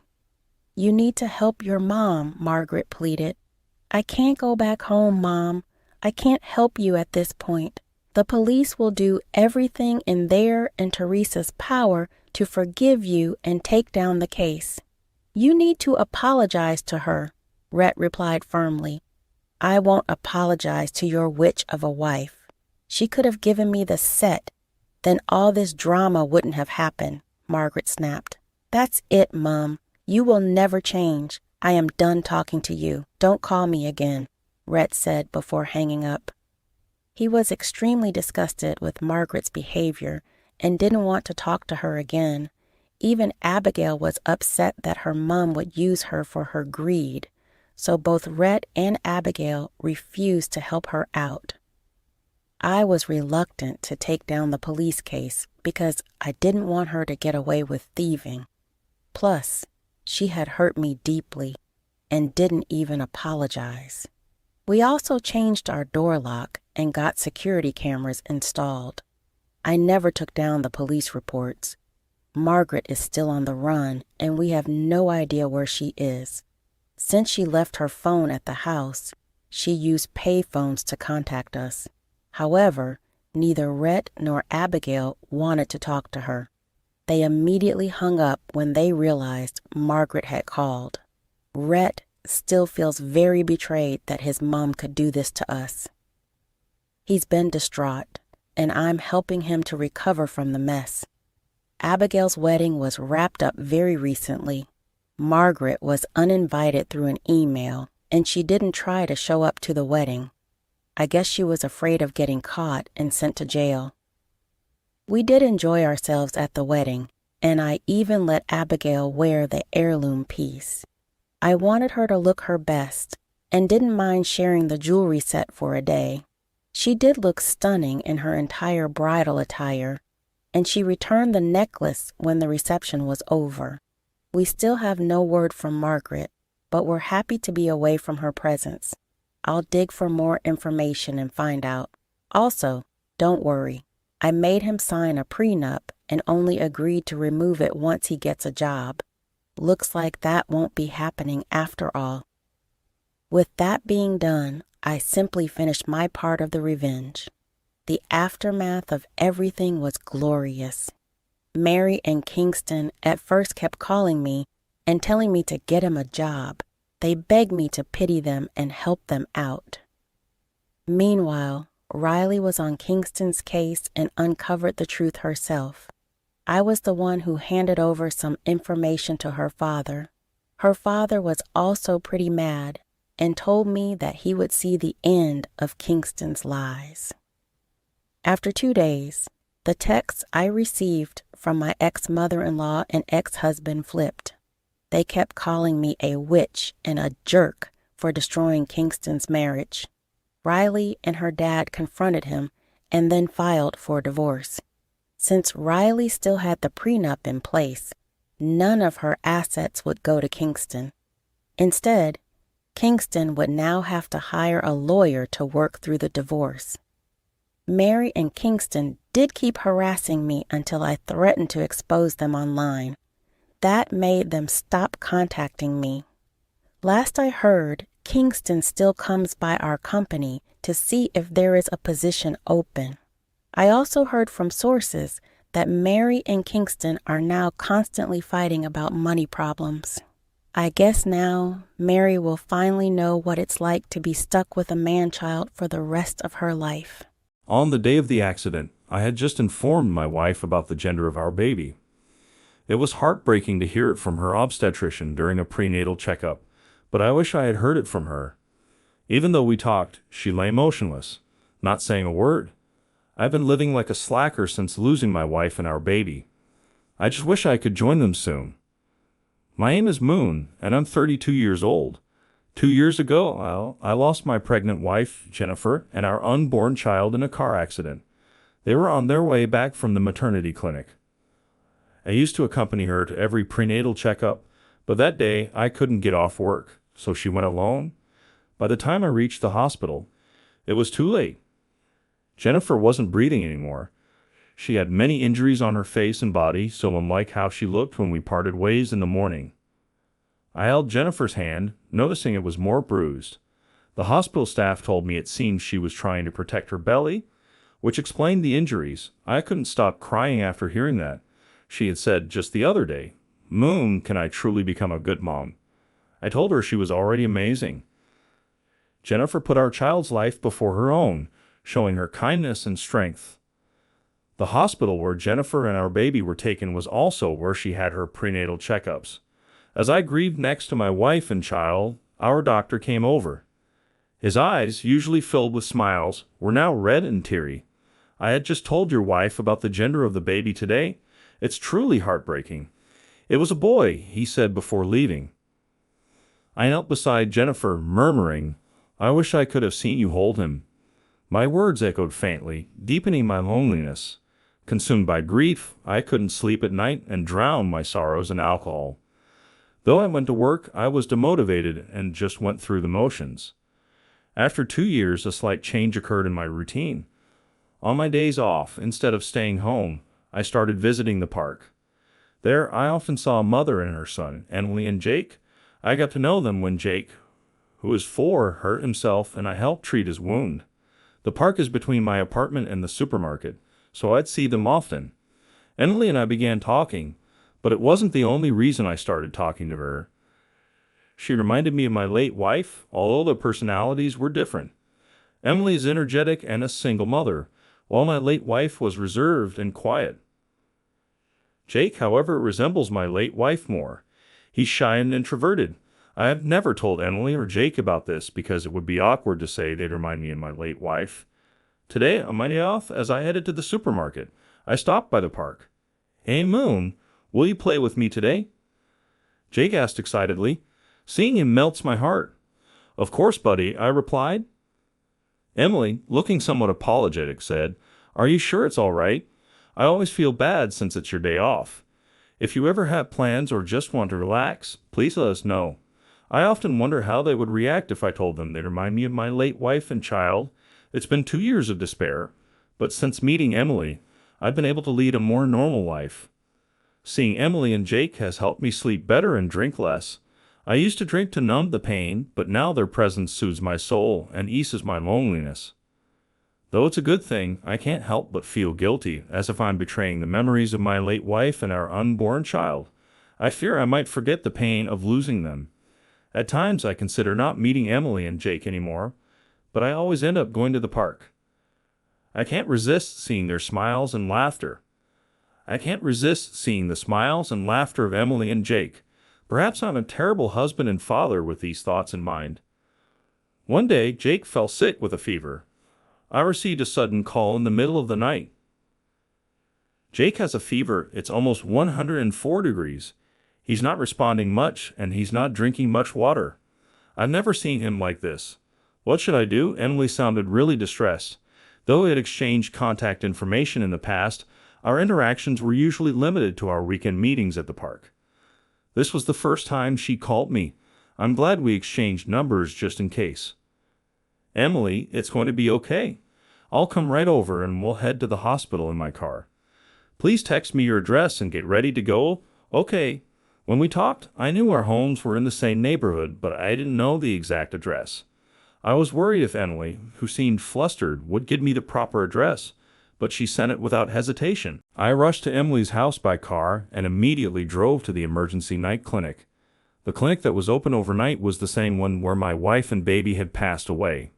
Pulling into the clinic parking lot, memories of that tragic day came flooding back, and my heart ached. Desperately pushing those emotions down, I got Jake checked out. They conducted various tests, but fortunately, it wasn't a serious illness. Still, he had to get an injection, and during that time, Emily and I waited in the empty lobby. I'm sorry. Thinking about it now, I should have just called a cab. I panicked and called you, Moon, without thinking, Emily said. Any parent dealing with their child's first high fever would probably panic. It's okay. A single parent, no car, and a child with a high fever is enough to make anyone panic. I'm glad I was able to get there. Emily, who was looking pale earlier, seemed to be regaining her color, which was a relief. I wondered if I'd be rushing to the hospital like this if my child was still alive. As I thought about that, I recalled the conversation between the doctor and Emily. Emily, it is Jake's birthday on April 20th. Caught off guard by my question, Emily looked surprised. Yes, it is. Why do you ask? I struggled to find the words. To me, April 20th is a special day. My child was still in my wife's womb when they both were tragically taken from me in an accident. The due date was April 20th. Even if the baby might not have been born on that exact day, I've always thought of April 20th as his birthday, so it just hit me that it's the same. I had vaguely mentioned losing my wife and child, but never spoke of the accident or that our baby hadn't been born yet. That must have been so hard for you, she replied. As a mother herself, maybe she understood how I felt. Emily looked deeply saddened. Actually, my late wife looked a lot like you and Jake. I felt nostalgic every time I saw you too. I'm sorry. This must be awkward for you to hear. It surprised me to share such a personal story. I hadn't spoken about this to anyone in the 2 years since their passing. Even with my late wife's parents, I had never shared memories. It seems I haven't fully come to terms with the loss. Maybe Emily has unknowingly become someone special to me. That's probably why I inadvertently showed her this vulnerable side of me. I feel comfortable around her, and that scares me. I want to hold on to the pain and loss of my wife and child. I can't be the only one to find happiness and move on. While lost in thought, Emily looked deeply into my eyes. Can I know your wife's name? Her name was Jennifer. She was so kind and attentive to even the smallest changes in others. I had hoped our unborn child would be like her. Images of my late wife flashed in my mind. Quickly, I took out some money from my wallet and placed it on the lobby couch. Please take a cab home with this. I need to go now. Sorry, I don't want our time together with you and Jake to be my place of comfort. I want to live quietly, always cherishing the memory of my wife and child. Without waiting for her reply, I turned away and started walking. I thought I should distance myself from Emily and Jake, but suddenly she embraced me from behind. Wait, I have something I need to discuss with you, but first, was your wife's name Jennifer Kirtley? I paused at the familiar maiden name of my long-lost wife and turned around to the woman who had just embraced me. Emily, did I ever mention my wife's maiden name to you? I was pretty sure I had only told you the first name earlier. Then Emily took a deep breath and gestured for me to sit down. I complied and sat next to her. I knew Jennifer. Jennifer and I were sisters. What? I'm sorry. I don't understand what you're saying. To my astonishment, Emily began to explain a shocking truth. Emily and my late wife were sisters. When Emily was still a baby, their parents divorced. The father took Jennifer, and the mother took Emily. They had parted on bad terms and hadn't been in contact since the split. Considering Jennifer was just around 2 years old when Emily was a baby, it made sense that she wouldn't remember. Emily's mother lived a poor life because she often played around with men. A few years after the divorce, my parents met by chance once, and my dad said he never told Jennifer about the divorce. She believed that the woman my dad dated after the divorce was her real mother, so he had no intention of letting her know about my mom and me. Jennifer's parents are still alive, but I never heard such a story from Jennifer or my in-laws.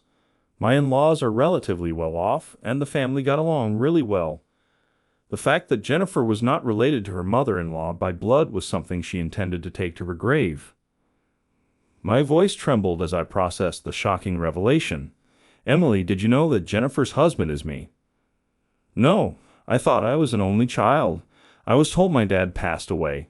About 6 months ago, my mom passed away from an illness. Before she died, she told me about my father and sister. Just before Emily's mom passed away, Emily had divorced Jake's dad. The reason was Jake's dad's violence. I could have endured it if it was just me, but when he started hitting Jake, I realized I couldn't go on like this. With no mother and now no husband, I felt lonely and insecure, wondering if I could raise Jake on my own. So I thought of coming to this place where my dad and sister had lived. Even without meeting them, just knowing that her father and sister lived in this place, perhaps in a town like Nebraska, might have provided some solace to Emily. Out of curiosity, I confirmed the name of Emily's father, and sure enough, it matched my father-in-law's name. Indeed, Emily and my late wife Jennifer were sisters. It kind of makes sense now that you and Jake look like Jennifer. Jake's birthday and the expected birth date of the baby Jennifer was carrying were the same. I know it's a coincidence, but I feel a connection, I said, recalling Jennifer's smiling face. Yes, but Jennifer grew up in a happy family and married you. while I lived a hard life being oppressed by my husband. Now, even my sister isn't in this world anymore. Maybe I'm destined to be alone. I reached out to embrace Emily, but withdrew my hand. I told myself that I shouldn't be happy with someone else so that I wouldn't forget my wife and child. The two of us sat in silence until Emily finally spoke up. I've fallen for you, Moon, but when I think about how Jennifer, a sister I never met, might feel, I get scared. Maybe we shouldn't see each other anymore. I wanted to nod in agreement, but found myself frozen. Just then, Jake, who had finished his injection, returned with a nurse. He looked much better than before, still a bit wobbly but able to walk on his own. A sigh of relief escaped my lips. Jake, let's go home. I'll drive. You rest up, all right? As I spoke, Jake nodded but then said something puzzling. You know, I had a fever and it was really high, but then a woman holding a baby stroked my head. She was like a mom, a very kind person. Both I and Emily were taken aback upon hearing this and exchanged glances. This was because we were just talking about a woman who looked a lot like Emily. You know, that lady wanted to speak with Mom and Moon. She said, I wish you happiness. I told her I didn't understand, but she just smiled. I'm so confused. It became clear that my wife had come to visit Jake. That I wish you happiness must have been about me and Emily. Tears well up in my eyes as I took Emily's hand. Should we talk about our future once more? Let's find a path that will make both of us and Jake happy. Yes. I picked up Jake and left the hospital with Emily. I think my wife gave the hesitant Emily and me a little push from behind. After that, Emily and I dated and registered our marriage. When Jake started elementary school, Emily was also able to meet and talk with my in-laws. My father-in-law was quite fond of Emily, and he was thrilled when they met. Emily is currently pregnant, but the other day Jake mentioned something curious. The baby inside Mom's belly feels like the lady who stroked my head at the hospital.